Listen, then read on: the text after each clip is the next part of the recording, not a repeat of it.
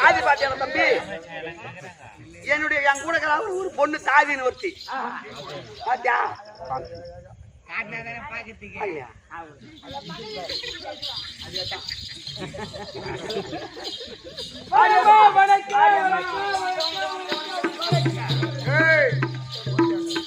ஏடி பண்ண? ஐயோ ஐயோ அம்மா அழகாடி அம்மா.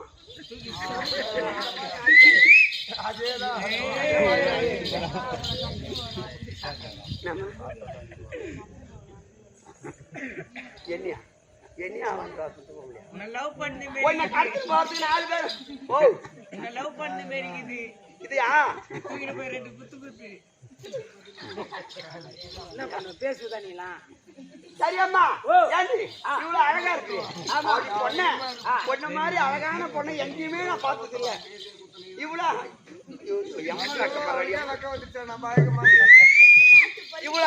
அடிக்கிறாங்க பாரு. இவ்வளவு அழகா இருக்கிறியா? சுறுசுறுப்பு. ஒரு பொம்பளையா பிறந்தா சுறுசுறுப்பு இருக்கணும். கண்டிப்பா முன்னு இருக்கும். சைத்தானுங்க அது மாதிரி சுறுசுறுப்பா இருக்கிற, சிரிப்பா இருக்கிற, சிரிச்ச முகமா இருக்கிற. எனக்கு ஒரு சந்தேகம். எனக்கு ஒரு சந்தேகம் கேட்கட்டுமா? நீ பொம்பளை தானா? பொம்பளையா நீ? நான் பொம்பளை இல்ல, உதிரை காட்டேரி. உதிரை காட்டேரி கொஞ்சம் பார்த்து பைத்து ஓடி ஓடி. அப்படியா? போடா பீடிவாயா? திரும்ப நம்ம டாப்ரே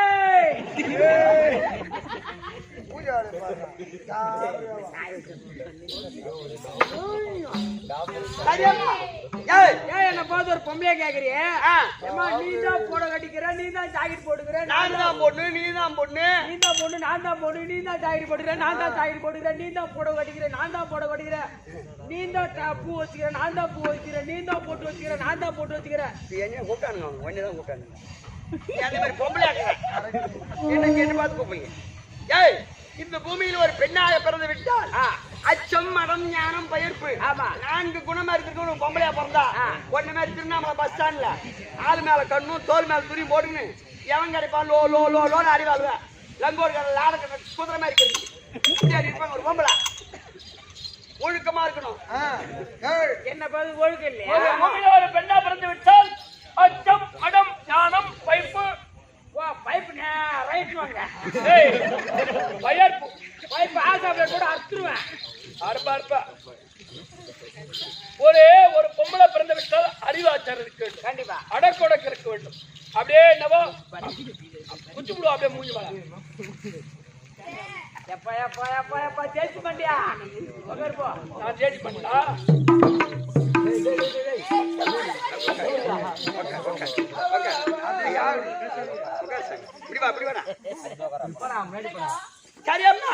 சரி போனால் போகட்டும். ஏன் தெரியுமா? இந்த பூமியிலே ஒரு பெண் என்று சொன்னால் இந்த பூமாதேவி இருக்குது. ஆமா, அந்த அம்மா ஒரு பெண். ஒரு பெண். ஆகாயம் ஒரு பெண். ஒரு பெண் இல்லையா? கண்டிப்பா. சாப்பிடுறமே அன்ன தேவதை. அந்த அம்மா ஒரு பெண். ஆமா. குடிக்கிறமே தண்ணி கங்கை. கங்காதேவி ஒரு பெண். இந்த மாதிரி உலகத்துல எத்தனையோ பெண்கள். ஆமா, புனிதமான பெண் தெய்வங்கள் உண்டு. ஆமா, அதுக்கு அந்த அம்மா அவங்க பேரு என்ன? மஞ்சுளாம்மா. மஞ்சுளாம்மா அவங்களும் ஒரு, அதாவது ஒரு குடும்பத்தை ஈடேற்ற குடிகள். ஆனா பெண் அப்படி சொன்னா பெண் தான். கண்டிப்பா பெண் தான். ஒரு நாளைக்கு 1 லட்சம் ரூபாய் கூட ஆம்பளை சம்பாதிச்சிடலாம். அந்த குடும்பத்துல ஒரு பெண் சரியா இருந்தாதான் அந்த குடும்பம் ஈடேறும். கண்டிப்பா. பொம்பளை சரியில்லை அந்த குடும்பம் ஈடாடாது. கண்டிப்பா. அதை சொன்னாங்க. ஆவதும் அழிவதும் ஒரு பெண்ணால். ஒரு பெண்ணால். ஒரு பொம்பளை நினைச்சா இந்த உலகத்தை ஆக்க முடியும். ஆக்க முடியும். இந்த உலகத்தை அழிக்க முடியும். அழிக்க முடியும். அந்த மாதிரி அழிச்சவங்க யாரு? கணவனுக்காக ஒரு ஒரு ஒரு இரவே பகலா கணவனுக்காக ஒரு நாட்டை எரிச்சு சாம்பல் ஆக்கினான். அவதான் கண்ணகி. ஆமா, கணவனுடைய உயிருக்காக இறந்து போன கணவனை உயிரோடு எழுப்பினால் சாவித்திரி. இரவே விடிய கூடாதுன்னு சொன்னா நாராயணி. 7 இரவு 7 பகல் இருளாவே இருந்தது. 7 நாள் அதாவது முழுசும் இருளாவே இருந்தது. இருட்டாவே இருந்தது. ஏன் அப்படின்னா என்னுடைய கணவனுடைய உயிர் போகுமானால் அது முனிவர் சாபம் கொடுத்துட்டாரு. எதற்காக நீ இப்ப என் தலையில பாரத்தை இடிச்சோ, அதனால உன் பொழுது விடியறதுக்குள்ள உன்னுடைய கணவன் இறந்துருவான், உன் தாலி இறந்துரும். அப்படி சாபத்தை விட்டா முடியும். ஆமா, அது சாமியாரு முனிவர் சாபத்தை கொடுத்துட்டாரு. ஆனா நாராயணி என்ன பண்ணாங்க? இன்னைக்கு பொழுது விடிஞ்சா என் கணவர் உயிர் போகுமா போயிட்டுனா என் தாலி அறுத்துன்னு சொன்னா இந்த இரவே விடியக்கூடாது அப்படின்னு 7 நாள் இரவாவே வச்சிருந்தா நாளாயணி. ஆமா, அப்போ கற்புடைய பெண்களுக்கு அந்த தெய்வமே அடக்கம். அதனால கற்போட வாழணும். கண்டிப்பா இருக்குதா உங்கள்கிட்ட? என்கிட்ட கருப்பு இல்லையா? இதுல என்னது சரிப்பா அத சொல்லுங்க. சரியம்மா, சரி போனால் போகட்டும். சபையை பார்த்தால் விதமாக விளக்கம். லட்சுமி கடாட்சம் சபை, மகாலட்சுமி கடாட்சம் பொருந்திய சபை. இது என்ன ஊரு? இதோ திருவண்ணாமலை சேர்ந்த பல்லவன் நகரம். பல்லவன் நகர். ஆமா ஆமா, பல்லவன் நகரத்திலே இந்த இரவு எதற்காக நாடகம்? அந்த மஞ்சுளாம்மா 4ஆம் பதி சேர வேண்டும் என்று ஒரு நாடகம். காலம் சென்ற மஞ்சுளா அம்மா அவர்கள் சாலோக சாமீப சாரூப சாயுட்சம் என்று சொல்லும்படியான அவர் 4ஆம் பதவி சேர அவர் செத்த இடத்திலே செம்மல்லி பூக்க மாண்ட இடத்திலே மல்லிகை பூ பூக்க அவர் இறந்து அவர் சொர்க்கம் சேர்த்து அவங்க ஆத்மா சாந்தி அடைந்து அவங்க பிள்ளைகள் குடும்பத்துல அவங்க உற்சார் உறவினர் குடும்பத்துல அவங்க தெய்வமா வந்து கண்டிப்பா அவங்க பையன் வயிற்றுல அவங்க பொண்ணா பிறப்பாங்க. கண்டிப்பா பிறக்கணும். அப்படி அவங்க குடும்பத்தில் அவங்க தெய்வமா இருந்து உற்றார் உணவினர் நோய் நொடி இல்லாமல் நல்ல விதமாக வாழ வேண்டும் என்பதற்காக. ஏன்னா நம்மளுக்கு குல தெய்வம் யாருன்னு சொன்னா நம்மளோட முன்னோர்கள் தான். மூதாதி சித்துட்டாங்க இல்லையா? நம்மளுக்கு எதுனா ஒண்ணு அவங்கதான் வந்து காப்பாங்க. பாட்டியோ சித்தப்போ மாமனம் மச்சோனும் நமக்கு மூதாதிகள். ஆமா, அதை போல அவங்களுடைய ஆத்மா சாந்தி அடைந்து தெய்வமாக இருந்து கட்டி காக்க வேண்டும். அவங்க ஆத்மா சாந்தி அடைய வேண்டும்.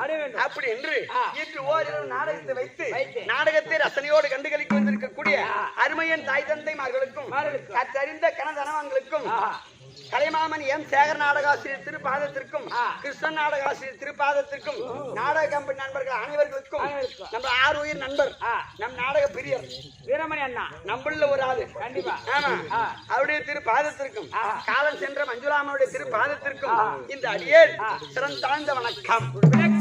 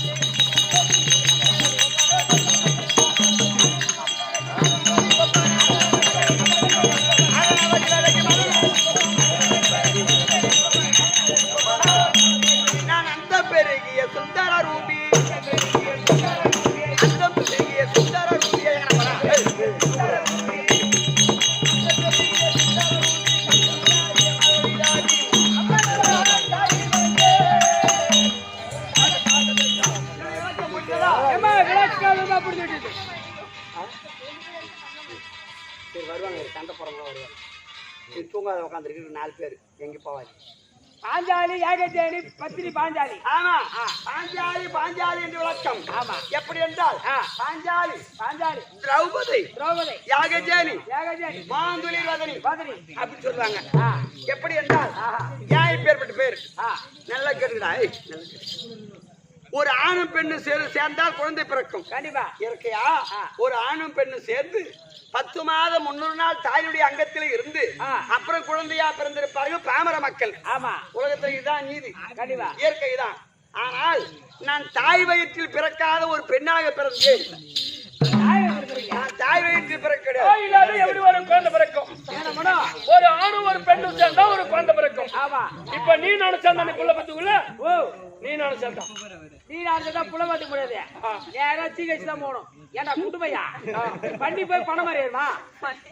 யாரு பண்ணி யாரு பணமரம்? நான் பணமரம் போல, நான் பண்ணி போல. புரிஞ்சுதான் சரிதான். எம்மா நேரம் அந்த பணமரத்தை தள்ள ஒரே தள்ளுதான் மாங்கலாது.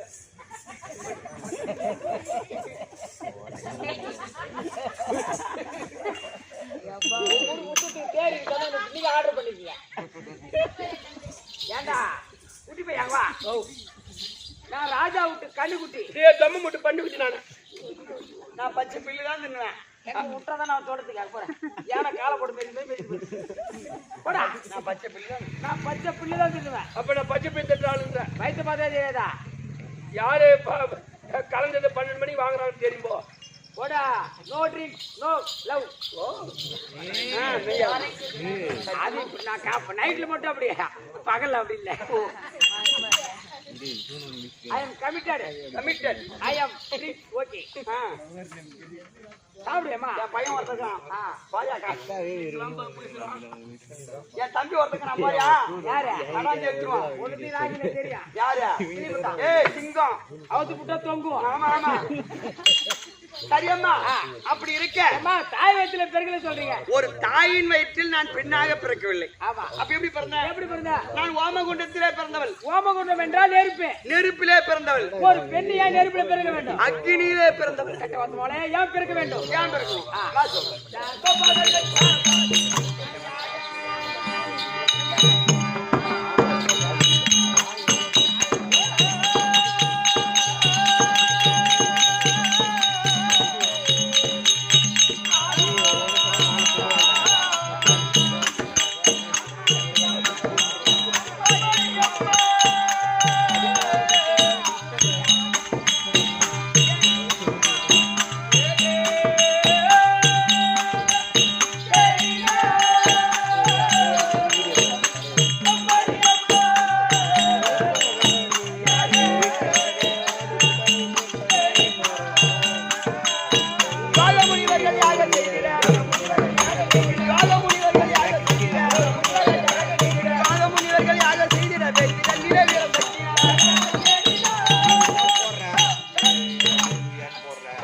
நான் எப்படி பிறந்தேன் அப்படி சொன்னா, எங்க அப்பா பேர் பாஞ்சால மன்னன். ஓஹோ, தந்தை பேர் பாஞ்சால மன்னன். ஆமா. பாஞ்சால தேசத்தை ஆண்டவரக்கூடிய என் தந்தை பாஞ்சால மன்னனும் துரோணாச்சாரி அவர்களும் அக்னி கோத்த மகாமுனியிடத்தில் கல்வி வாசித்து வந்தார்கள். அப்படி கல்வி பயின்று வரும் பொழுது ஏழ்மையான குடும்பத்திலே பிறந்த துரோணாச்சாரி அனைத்து கல்வியும் நன்கறிவே கற்றார். செல்வ செருக்கான குடும்பத்திலே பிறந்த என் தந்தை பாஞ்சாலனுக்கு கல்வி ஆறல. பணக்காரனுக்கு கல்வி வராது. கண்டிப்பா. ஏன்னா கல்வி இருக்கும் இடத்தில் செல்வம் இருக்காது. செல்வம் இருக்கும் இடத்தில் கல்வி இருக்காது. சாப்பாட்டுக்கே வழி இல்லாத ஒரு குடும்பத்துல பிறப்பான். கண்டிப்பா. அவன் நல்லா படிப்பான். கண்டிப்பா. ஞானமா இருப்பான். ஆமா. ஒழுக்கமா இருப்பான். ஆமா. பணக்கார குடும்பத்துல புள்ள பிறக்கும். தட்டை ஓத்த மக்கள் ஒண்ணு படிக்காது. காலைல பள்ளிக்கூடன்னு போவோம். ஏரி மேல நோட்டு புக் வச்சுட்டு ஏரி கட்ட கலாச்சிட்டு ஏரி உள்ள போய் கிரீடி விளையாடுது. அதை போல போய் பிரிப்பு விளையாடுது. மத்த வர சுர எனிமி.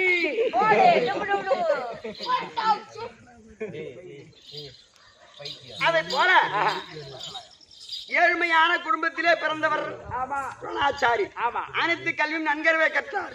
எங்க அப்பாவுக்கு செல்வ செருக்கு இருந்தது. ஆமா, கல்வி யாருல. அப்ப எங்க அப்பா பார்த்தார், துரோணாச்சாரியிடம் சென்று அனைத்து கல்வியும் நீங்கள் கற்றுக் கொடுக்கிறானால் காலத்தில் என் நாட்டை நான் ஆட்சி செய்யும் பொழுது என் நாட்டிலே பிரதிபாகத்தை உமக்கு தருகின்றேன் அப்படின்னு சொல்லி துரோணாச்சாரியிடம் என் தந்தை பாஞ்சாலமன் அனைத்து கல்வியும் கற்றுக் கொடுத்தார். அப்படி கற்ற உடனே அப்போ அவரவர் இதாசிரம் சென்றார்கள். சில காலம் சென்றது. துரோணாச்சாரியருக்கு கிருபாச்சாரிய தங்கை கிருபாங்கனி திருமணம் செய்து சில காலம் குழந்தை இல்லை. அதன் பிறகு அஸ்வம் என்றால் குதிரை வயிற்றுல ஒரு குழந்தை பார்த்துச்சு. குதிரை வயிற்றுலையா? சொல்லிட்டுமா? அப்போ சிவபெருமானுடைய அருளினால் அஸ்வத்தின் வயிற்றில் ஒரு ஆண் குழந்தை ஜனனம். அஸ்வத்தின் வயிற்றில் பிறந்ததால் அவன் தான் அஸ்வத்தாமன். மகாபாரதத்துல சிரஞ்சீவி பட்ட அவனுக்கு. கண்டிப்பா அவனுக்கு ஜெயிக்க ஆளே இல்ல. ஆமா. படமத்தம் கர்ணாவும். ஆமா, அவன் சிரஞ்சீவி பட்டம் ஆஞ்சநேயர் மாதிரி. அப்ப அஸ்வத்தின் வயிற்றில் பிறந்ததால் அவனுக்கு அஸ்வத்தாமன் என்று பெயர் வைத்தார்கள்.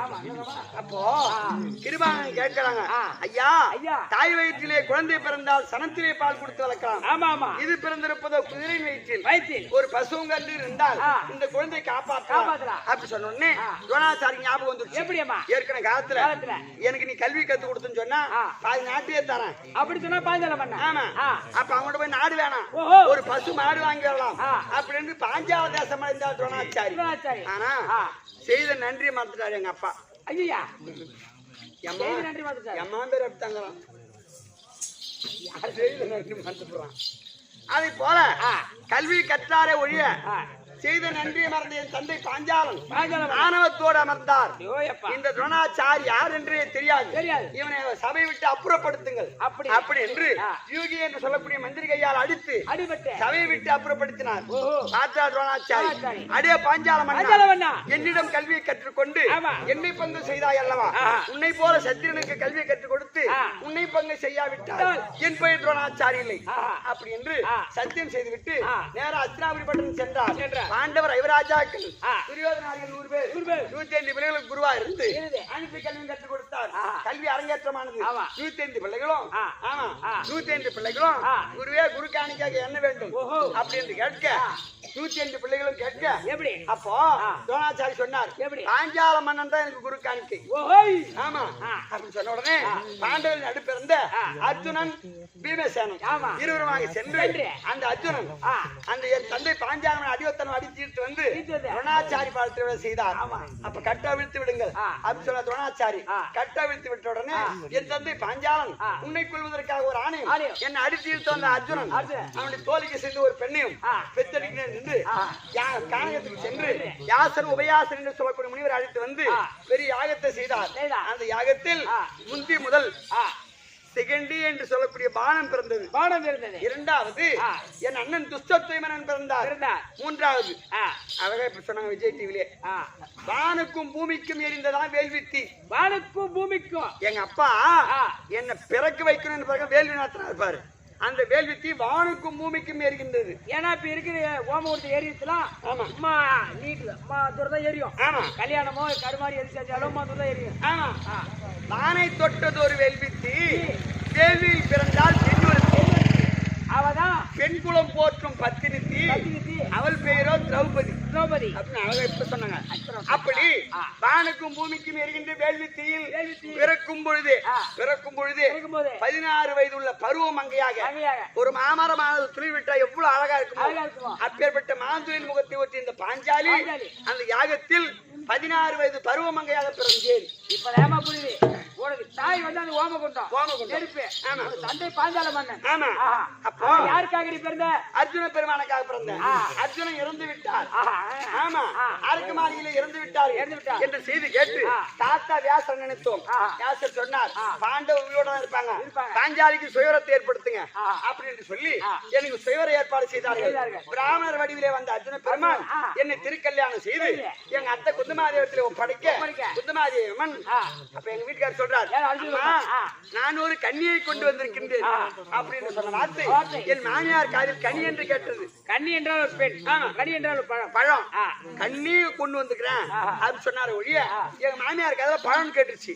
அப்படி கொண்டு வந்துட்டா நீங்க 5 பேர் எடுத்துக்கங்க அப்படின்னு சொன்னாங்க பாரு. தாய் சொல்லை தட்டப்படாது என்று பஞ்ச பாண்டவ ஐவராஜாக்களையும் அங்கேயே 5 நாள் திருமணம் எனக்கு 5 பேருக்கு கொண்டாடினாங்க. ஆமா, 5 பேருக்கு திருமணம் செய்து எந்த விதமான குறை இன்று அஸ்தினாபுரி பட்டணம் சென்று பெரியவனார் திருதராஷ்டிர மகாராஜத்தை சென்று ஆசீர்வாதத்தை பெற்று ஈச்சங்காட்டை காட்டினார். இந்திரபிரஸ்த மாலை ஏற்படுத்தி என்னால் பங்கப்பட்ட துரியோதனன் ஆமா குடிந்து வரப்பட்ட குருடன் மகனை அன்பிகண்ணன் பெற்று அத்தனை நொல்லையா அப்படின்னு கை கூட்டி நகைக்க இதே பகையாக கொண்ட துரியோதனன் அவன் நாட்டுக்கு சென்று பாண்டவரை உழைத்து சூது சொக்கிட்டான் ஆடி நாடு ராஜ்யத்தை பறித்து 12 கால வனம் 12 கால வனம் ஓராண்டு அஞ்ஞானம் அது மட்டுமா செஞ்சான். அந்த சண்டால துர்ச்சாதனை என்னை செய்தான். என்ன செய்தான்? ராஜசபைக்கு இழுத்து சென்று குத்தி நிறுத்தி என் புடவையா விழித்தார்கள். புடவையா விட்டான். இந்த காலத்துல எல்லாம் இல்லை யாரும். ஆமா, ஒரு பொண்ணு எப்பேற்பட்ட தவறு செய்தாலும் ஆம்பளைங்களாம் ஒன்னா கூட்டு புடவையா விழிச்சு பார்க்கலாமா? அப்பேற்பட்ட தவறு செய்தான் துரியோதனன். ஆமா. அப்போ 12 கால வனவாசம் ஓராண்டு அஞ்ஞான வாசம் கைத்து வந்தால் பாதி நாடு தருவேன் அப்படி என்று கரார் நியமித்தான். அவனிட்ட கட்டளை பிரகாரம் 12 துளைத்து ஓராண்டு அஞ்ஞான வாசத்தை கழித்து நாடு கேட்டோம். நாடு கொடுக்க மறுத்தான் சண்டாளன். பிறகு என் அண்ணன் பாபால கண்ணன் தூதாக சென்று 18 நாள் பாரத போர் வைத்தார். பாரத போர்ல யார் திறமையானவனோ அவன் ஜெயிக்கிறவன் நாட்டை ஆளட்டும் அப்படின்னு சொல்லிட்டாங்க. 1ஆம் நாள் சண்டை முதல் கொண்டு 10ஆம் நாள் சண்டை வரைக்கும் எங்க தாத்தா பீஷ்மாச்சாரிக்கு சனாதிபதி பட்டம் துரியோதன பக்கத்துல 10 நாள். ஆமா. அவர் எப்பேற்பட்ட ஆள் தெரியுமா? கங்காதேவிக்கு பிள்ளை. அந்த கங்காதேவின்னா வரப்பிரசாதம் தெரியுமா? அந்த சந்தரு மகா அவங்க அப்பா. உனக்கு எப்ப நீ சாகணும்னு நினைக்கிறியோ அப்பதான் உனக்கு உயிர் போகும். ஆமா, இது வரைக்கும் உனக்கு மரணமே கிடையாது அப்படின்னு சொல்றாரு. எதிராளி அணியில இருக்கான். நாங்க எப்படியா ஜெயிக்கிறது? அதனால வேண்டி 18 நாள் பாரத போரில் ஒரு நாளா கழிஞ்சு வருது. ஆமா. முதல் நாள் சண்டையிலே எங்களுக்கு அபஜயம். ஆமா. ஏன்னா நாங்க போய் இப்ப அதாவது அஞ்ஞான வாசத்துல விராட தேசத்துல இருந்தோம். அந்த விராட தேசத்தில் விராட மன்னனுக்கு 2 புள்ள. ஆமா. சுவேதனன்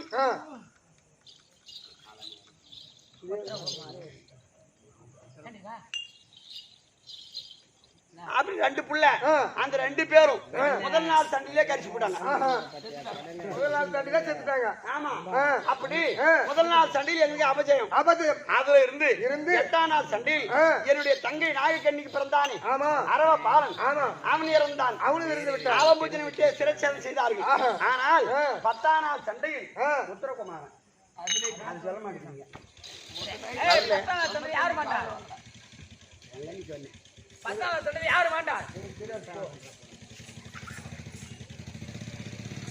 சரியப்பா. அப்படி 10ஆம் நாள் சண்டையில் என்னுடைய மரியாதை மன்னவர் அர்ஜுன மகாராஜன் சிகிண்டி என்று சொல்லக்கூடிய பானத்தினால் கிருஷ்ணாச்சாரி சப்பா சந்திலே சாய்த்தார். ஆமா. ஆமா. அப்படி இருக்க 13ஆம் நாள் சண்டையில் என் தங்கை பெற்ற மகன் சுபத்திரை பெற்ற மகன் அபிமன்யு இறந்தான் சைந்தவன் கரத்தினால். ஆமா.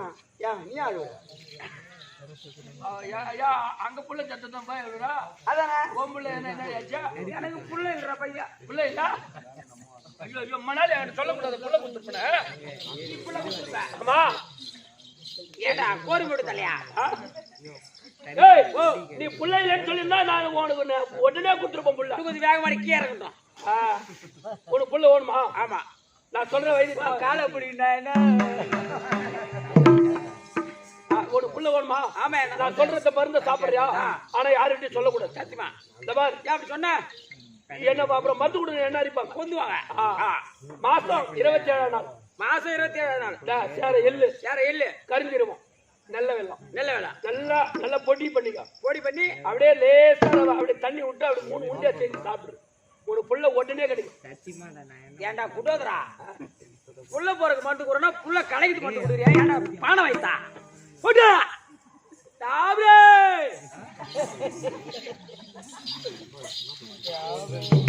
அப்படி 18ஆம் நாள் சண்டையில் நான் இட்ட சபதம் போல் என்ன சபதம் சொன்னேன்? அடியே துரியோதனா, உன் கரத்தால் விரித்து இந்த கூந்தலை உன் துணையை முறித்து உன் துணை மீது அமர்ந்து மார்பை பிளந்து அதில் வரக்கூடிய ரத்தத்தை வாரி எண்ணெயாகும் ஆடி எலும்பை பிடிங்கி சீப்பாகும் மணிக்குடலை எடுத்து புஷ்பமாகும் தரிக்கிற வரைக்கும் நான் கூந்தலை முடிக்க மாட்டேன். அப்படி சபதம் செய்து இல்லையா? நான் இட்ட சபதம் போல் என் பதியான மன்னர் வீமாட்சி பீமசேன மகாராஜன் துரியோதனன் தொடை முறித்து துரியன் தொடை மீது அமர்ந்து என் கூந்தலை முடித்தேன். ஆமா. முடிச்சு 18 நாள் பாரதம் முடிஞ்சு போச்சு. இப்போ 31 நாள் ஆகுது. ஆமா 31 நாள் முடிச்சு விட்டது. ஆமா. அதனால வேண்டி சந்தோஷமா இருக்கு. அதிகமா இருக்கிறோம். எங்க வீட்டுக்காரர் தான் அகஸ்தனாபுரி பட்டணத்துக்கு முதலமைச்சரா இருக்கின்றார். அதனால எந்த விதமான குறையும் இருக்கின்றோம். பதியான மன்னர் எடுத்திருக்கின்றார். அறிக்கை செய்து சிம்மாதம் கொடு.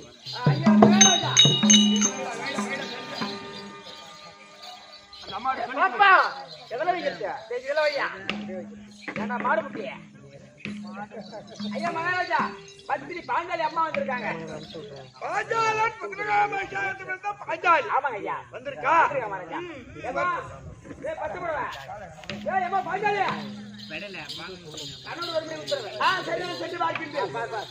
ஓஹோ மன்னவா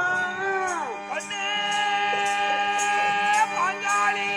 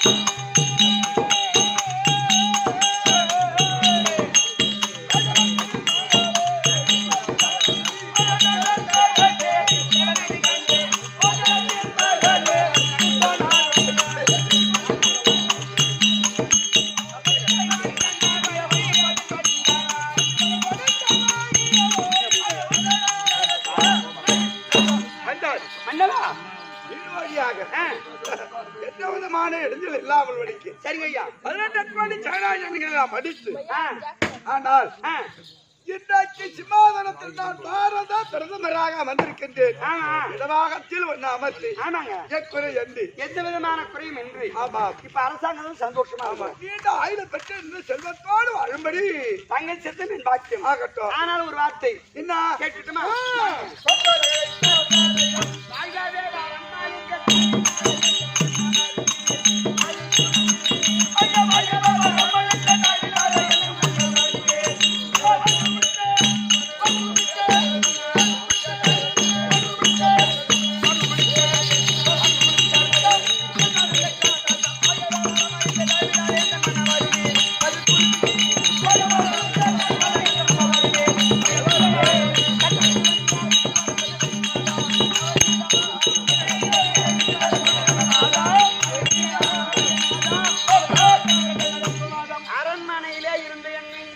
சாதிமார்களை விடுத்து பாஞ்சாலிக்கு ராஜ்யசபைக்கு வர வேண்டும்.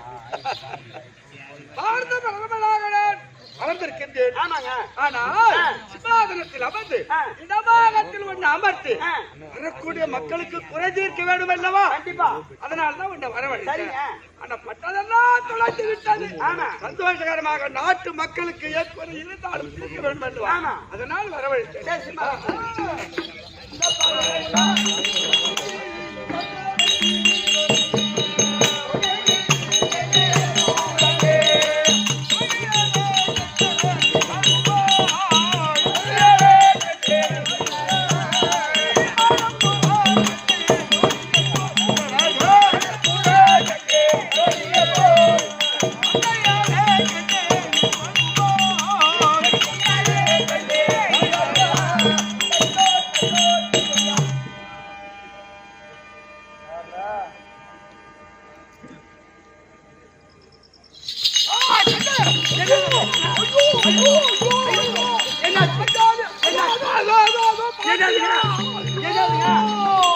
எல்லாம் மக்கள் தான் உட்காந்துக்கிறாங்க.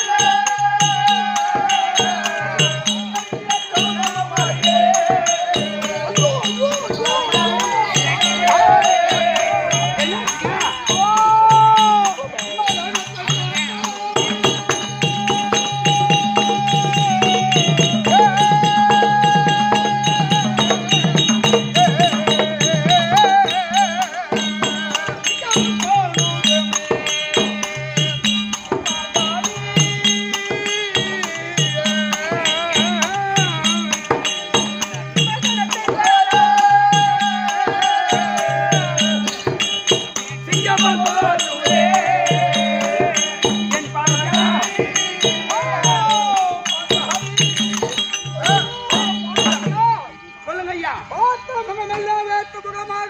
ஓ பார்த்த முகங்கள் எல்லாம் வேர்த்த முகமாகவும் சிம்மாதனத்தை பார்த்தால் சிங்கம் போலவும் சிம்மாதனத்தை பார்த்தால் சிங்கம் போலவும் ஒருவரை பார்த்தால் இருவராகவும் ஐயோ உன் முகத்தை பார்த்தால் சீறி பாய கொள்ளு. இப்படி இருந்தால் நான் எப்படி சிம்மாதனத்தில் அமர்ந்து மக்களுக்கு உண்டான குறைகளை எப்படி நான் கேட்பது ஒன்றும் புரியவில்லை. பாஜாலி ஐயோ என்னன்னு தெரியலீங்களா? ஒன்றும் புரியலையே. ஆமாங்க ஐயா. இப்படி இருந்தால் எப்படி ஆட்சி புரிய முடியும்? எப்படி ஆட்சி செய்ய முடியாது. ஆனால் நமக்கு முன்னோர்கள் இப்போதைக்கு எல்லாம் இறந்து விட்டார்கள். ஆமா, ஒரே ஒருத்தர் இருக்காரு. யாரு? அவர்தான் வியாச பகவான் தாத்தா. ஓ, எப்படி மூதாள் மூலாளி என்பது தாத்தா. ஆமா, யாரு? வேதவியாசர். அவர் ஒருத்தர் தான் இருக்கிறார். ஆமா, ஆமாங்க ஐயா. இப்போ இந்த அரசாங்கத்துல என்னென்ன செய்யலாம் அப்படின்னு தாத்தா கிருஷ்ணாச்சாரியன் தான் சொல்லுவாரு. துரோணாச்சாரியன் தான் சொல்லுவாரு. குலகுரு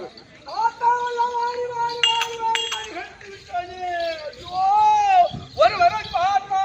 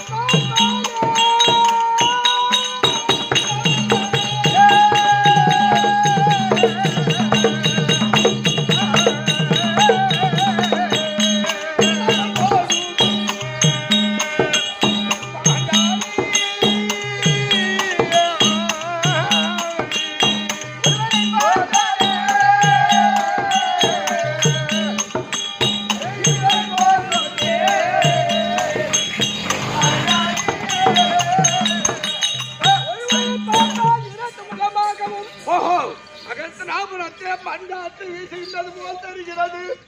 சிம்மாதனத்தை பார்த்தால் சீறி வரக்கூடிய சிங்கம் போல் தெரிகிறது. ஆமா, பார்த்த முகமெல்லாம் வேற்று முகமாக தெரிந்தால் அப்படியா? எப்படி கரத்திலே சிம்மாதனத்தில் அமர்ந்து கரத்திலே செல்வாளை தாங்கி மக்களுக்கு உண்டான குறைகளை எப்படி தீர்க்க முடியும்? பாஜாலி, ஐயோ ஐயோ. ஒரு கணவனுக்கு ஆறுதல் சொல்லக்கூடிய ஒரு மனைவிதான். உண்மைதான். என்ன பார்த்தா சீறி வரும் சிங்கம் போல் தோன்றினார். முகத்தை பார்த்தால் கனகத்தில் வாழ்கின்ற சிங்கம் எப்படி சீறி அப்படியா? அதை போல் தெரிகிறது. எப்படிங்க நிம்மதி ஆட்சி செய்ய முடியும்? புரியல. அதனால் ஆ, என்ன சொன்ன நீ?